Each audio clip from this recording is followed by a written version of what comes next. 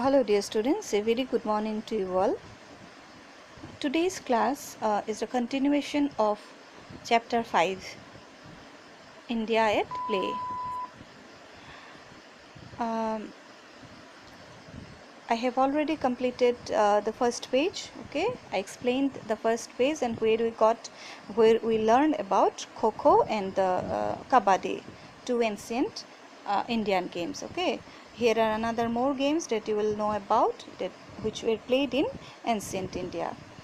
So open your book at page number 29. Let us look at the second paragraph. Another popular sports dating back to the ancient times is wrestling. So after Kho and Kabaddi, you are going to know about wrestling. So it is another ancient Indian game. The Mahabharata mentions Duryodhana and Bhima as accomplished wrestlers. So if you study Mahabharata, you will get the name of Duryodhana and Bhima, which were very famous in wrestling. Okay, they are wrestlers, famous wrestlers. The most famous freestyle version of wrestling in India is Kushti.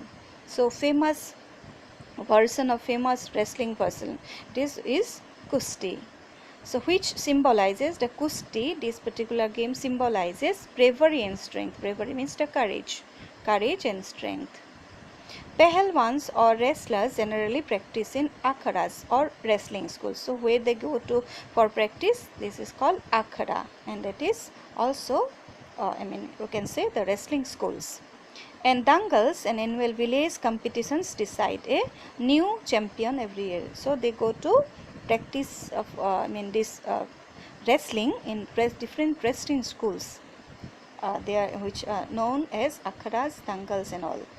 And every year in villages they organize competitions in order to find out a new champion. Okay, every year they had this competition in villages.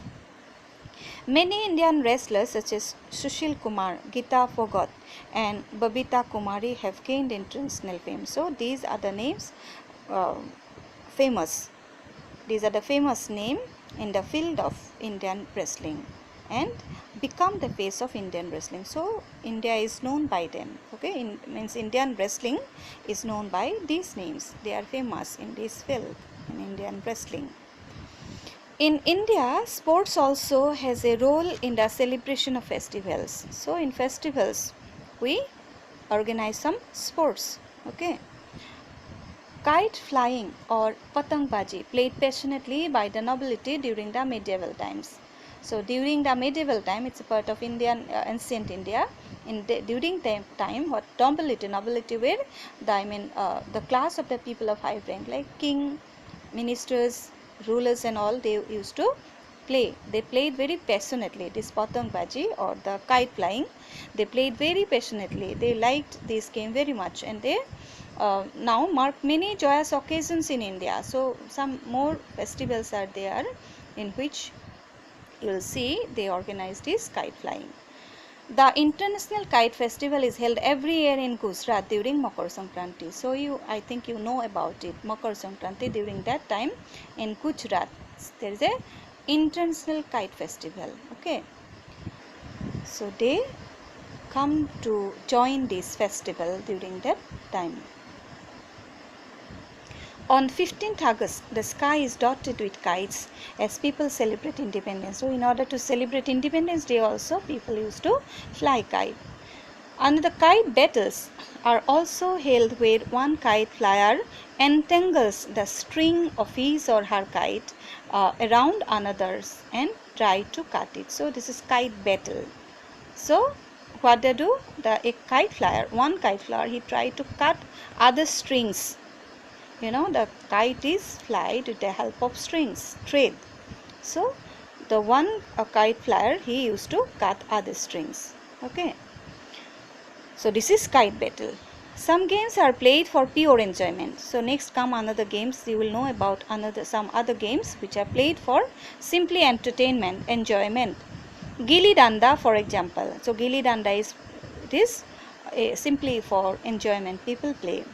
It is said to have originated during the Mauryan period. So Mauryan period, if you study history, you will know, during the period when the Maurya dynasty ruled India. That period is known as Mauryan period. Okay, in that period only this gilli danda was originated.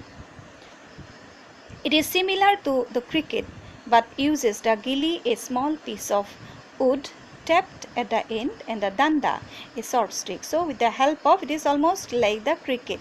Okay, those who know cricket, they will understand better. So gilli and danda is used. These are the two things used to play this game. The gilli is hit with the danda, so like the bat and ball, right? As we have in cricket, ball and bat, right? So in a similar way, so gilli and danda, these two things are used, and gilli is hit with a danda, and if the fielding team succeed in catching the gilli, the striker is out. As we have the in cricket, we know sometimes the player is out from the team. Okay, in the same way, so the striker is out sometimes from the game in certain circumstances. If the fielding team succeed in catching the gilli, if the fielding team is able to catch the gilli, the striker, whoever is striking, he is out. Else or otherwise, what happens? The distance between the starting point and where the gilli lands is measured with a danda. So they measure. There is some another method of deciding who is the winner. So this is the way of measuring. They measure the distance. Okay, the team with the highest scores wins. A very popular game among children in rural India. It is also played in Nepal as Dandi Biu and Iran as Alak Dolak. Okay, these are the names that the people in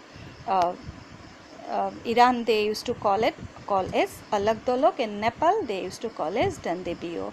So those who know cricket, they will understand better. Okay, next, another game popular among children is Kit or Stapu. So simple yet tricky. It tests the player's skill at balancing and aiming. You look at the picture below, you will understand what is Kit. We have, I think, another name, right?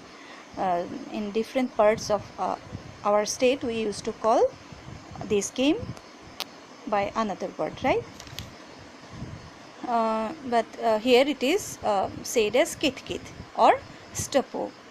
Simple yet tricky. So why it is simple and tricky? So the player needs to know how to keep balance, okay, and aiming. Though in a particular place, the player has to throw a piece of stone or something else. Let's see. A numbered grid is drawn on the ground. You see, number grid is drawn on the grid. Grid is drawn on the ground. A player has to toss a stone, throw the stone or a marker on a numbered square, and hop on one leg. Hop means jump. You have to jump with one leg from one end to the grid to the other and back again without losing balance. I think most of the girls know these games, right? You see the picture. During our childhood, I also used to play this game. This continues till the player reaches the last square and completes the lap successfully. The game is played as hopscotch in England and escargot, okay, escargot in French. So these are the names given by the people of England and France. Most of these games require the full involvement of one's body and mind. So it is very important, right? So you cannot play. To play well, your involvement of your mind, involvement of your body is very important. You cannot simply be a winner anywhere. Just now these days you have been hearing the name of Lovelina, and you have heard how much hard work she did to be the winner, okay, to bring the bronze medal for India.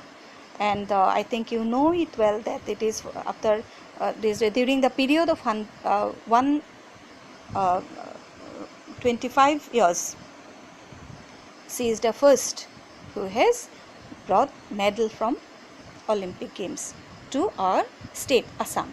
Okay, she is the first girl, so we must remember her, and at the same time we must know that how much hard work is there behind her success. So involvement of body and mind is very important. However, a game like chess can only be won with the strategies of a sharp mind. So those who know chess, they know chess. You know, how many of you know chess? I don't know, but I like this game very much. So involvement of means brain is very important. You must be very sharp. You must have a very sharp brain, sharp mind, and you must know the strategies how you can be the winner. Okay, those who don't know, you please learn it. It's very interesting, and we must know. Everyone should play it. It helps to increase our memory also. It's a brain work. There is a you must. It's not like a simple game. You must have to use your brain. You must have to use your mind. You must have to concentrate a lot. So it's a very nice game, and you should play. Today, India prides itself on the feast of former world chess champion Biswanath Anand and Grandmaster Kanero Hampi. So you must have heard the name of Biswanath Anand, who received, who was the former world chess champion. Okay.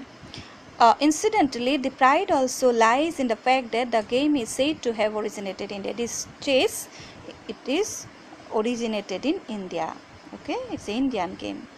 Ancient texts like the Ramayana and Mahabharata call the game Chaturanga. So you must have, if you study this Ramayana or Mahabharata, you will definitely get the reference of this game, and it was mentioned as Chaturanga.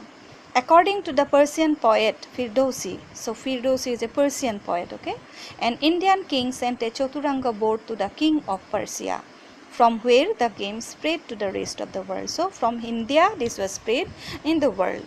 How? It was a king who gifted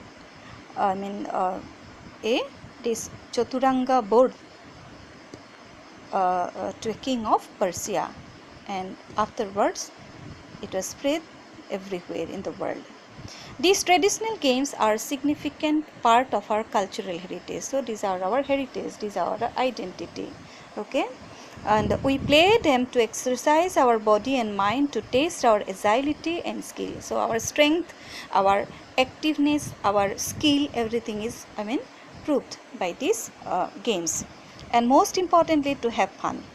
So physical and mental, so these two things are enriched by games. So physically we become enriched, and at the same time mentally also we become very fresh. Okay, but these games also contain in them the spirit of our history. They may not inspire the kind of frenzy that games like cricket easily do. So frenzy means what? Let's see, that is great excitement. Those who like very games that gives much excitement, they may not like these games means like chess and all. They may not inspire the kind of frenzy that games like cricket easily do. But cricket makes people very excited easily, right? But they carry forward our legacy. So what is legacy? Our traditions, our heritage. So these are the games that carry forward our traditions and give us our identity. So these games give us our identity, that we are Indian, and these are the Indian games which were played in the ancient India.